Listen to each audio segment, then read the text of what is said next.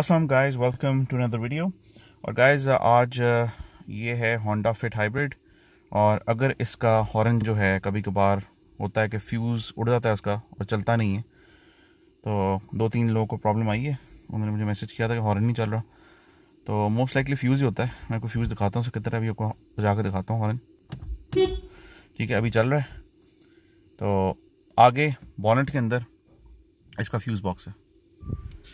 اچھا، بونٹ کے اندر right side پہ اس کا فیوز باکس ہے.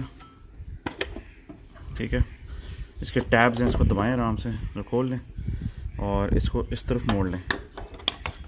اس طرف موڑنے سے یہاں پہ یہ اس کا ہارن والا فیوز ہے فرام دا ٹاپ. یہاں سے 1 2 3 اینڈ مس 1 2 3 اینڈ 2 چھوڑ کے ایک پہلا والا 1 2 3 2 چھوڑ کے یہ والا ہے.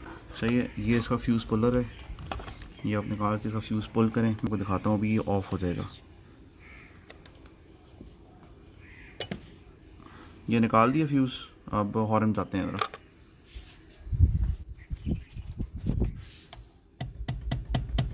ٹھیک ہے، نہیں بج رہا. Now let's put the fuse back.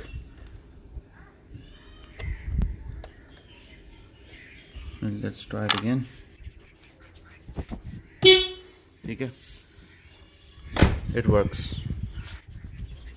تو guys, that's it for the video. Take care. اللہ حافظ.